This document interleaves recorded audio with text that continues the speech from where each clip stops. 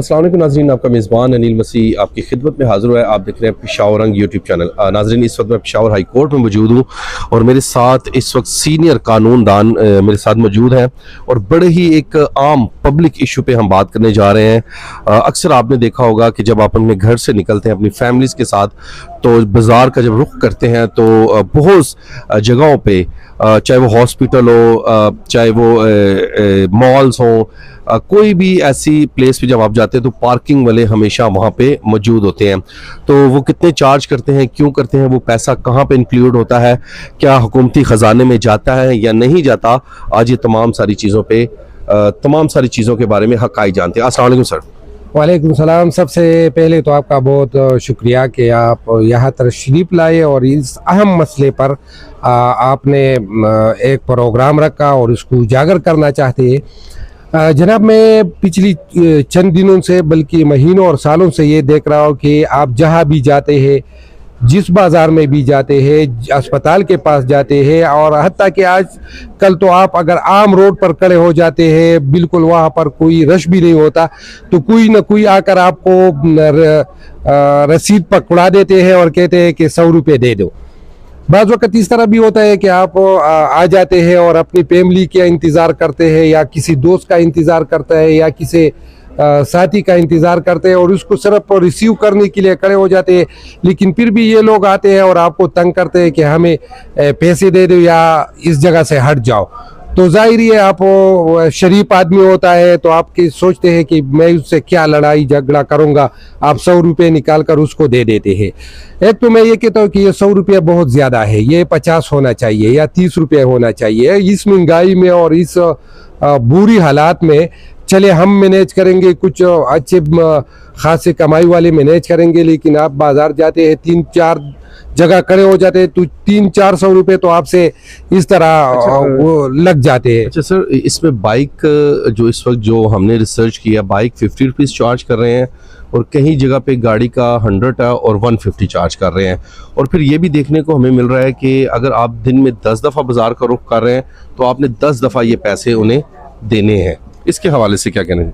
जी, यही बात मैं कर रहा हूँ कि ये तो एक जुल्म सितम है, इसको रोकना चाहिए, जो इंतज़ामिया है उसको रोकना चाहिए। और ये एक तो पैसों का ये जो 50 रुपये से ज़्यादा गाड़ी 50, 20, 30 रुपये ये मोटरसाइकिल का होना चाहिए। दूसरा ये कि जहाँ पर ज़रूरत न हो तो वहाँ पर तो कोई ज़रूरत नहीं कि पैसे रिसीव किया जाए। तीसरा मैं ये बात बताना चाहता हूँ कि ये पैसे जाते कहाँ है, इसका कोई ऑडिट होता है? इतने आप सोचे कि दिनों में लाखों रुपए रिसीव जमा किया जाता है और फिर हफ्तों में करोड़ों और अरबों रुपये महीनों में, क्योंकि आप हिसाब लगा दी कितनी गाड़ी आते हैं डेली सदर LRH के पास, किस्सा ख्वानी बाज़ार, खैबर बाज़ार के साथ, तो ये सारे पैसे कहाँ जाते हैं? मैं कहता हूँ अगर ये पैसे पेशावर पर खर्च हो जाए तो पेशावर जन्नत बन जाएगा, पेशावर एक डिफरेंट पेशावर बन जाएगा। तो ये खुर्द-बुर्द हो रहा है आया या सिर्फ ये कोई माफिया खड़ा है वो ये पैसे रिसीव करता है? ये पैसे जाता कहाँ है? ये सिर्फ और सिर्फ ये पैसे जो है, सिर्फ बाकी कमाई तो पेशावर का छोड़ ले, इस पैसों से पेशावर एक मुख्तलिफ पेशावर बन जाता है। लेकिन अफसोस के साथ कहना पड़ता है कि ये पैसे पेशावर पर खर्च नहीं होता। पेशावर के हालात दिन ब दिन ख़राब हो जाता है, रश बढ़ जाता है, सफाई का हालात ख़राब है और ये पार्किंग वालों कोई सहूलत भी नहीं देते। कोई सहूलत तो दे दे। मैं कभी कभी वो सिटी अस्पताल, वहाँ रोड है, रोड पर आप खड़े हो जाते हैं तो वो कहते हैं पैसे दे दे। अंदर इंडस्ट्री एरिया है, वहाँ पर फ्री एरिया है, वहाँ पर खड़े हो जाते हैं तो कहते हैं पैसे दे दो। कोई आ जाता है पैसे दे दो। पार्क जाए, हॉस्पिटल जाए, स्कूल जाए, जिधर भी जाए पार्किंग आपको पैसे देने पड़ते हैं, लेकिन पैसे जाते कहाँ है? ये खर्च भी नहीं होता। चले अगर खर्च हो जाती तो आदमी कहते कि चलिए पेशावर तो एक मुख्तलिफ पेशावर बन गया, लेकिन पेशावर तो दिन ब दिन खराब हो जाता है, इसकी हालात खराब हो जाता है। अच्छा वकील साहब, ये बता दें कि नेक्स्ट स्टेप आप क्या लेने जा रहे हैं? कोई रिट पिटीशन दायर करवाने जा रहे हैं या कोई किस तरफ जा? इस पर हम आपकी मीडिया के वसातत से ये आवाज़ उठा रहे हैं। दूसरा, हम रिट पिटीशन की भी तैयारी कर रहे हैं कि भाई ये नाइंसाफ़ी है। अक्सर लोग ये भी हमें कहते हैं कि वकला साहिबान खुद पार्किंग यहाँ पर बनाया हुआ है और रोड बंद होता है, लेकिन मैं उनको अर्ज़ करूँगा कि हमारा पार्किंग बन रहा है, हमारा पार्किंग बनेगा, ये इमरजेंसी में हमने किया, इसलिए ये मसला है। हमारा पार्किंग बनेगा तो इंशाल्लाह हम गाड़ी यहाँ खड़े नहीं करेंगे। हमारे 5 मंजिला पार्किंग बन रही है, तो वो जब बन जाता है तो गाड़ी हम वहाँ खड़ा करेंगे। पे वकील का एक गाड़ी भी आपको यहाँ रोड पर नजर नहीं आएगा।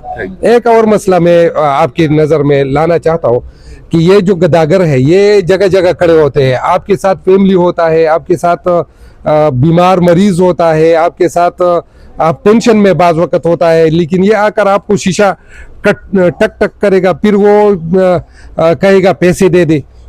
ये भी नहीं देखती कि उनके साथ फैमिली है, इसमें मर्द होते हैं, सर अंदर कर देते हैं गाड़ी के अंदर।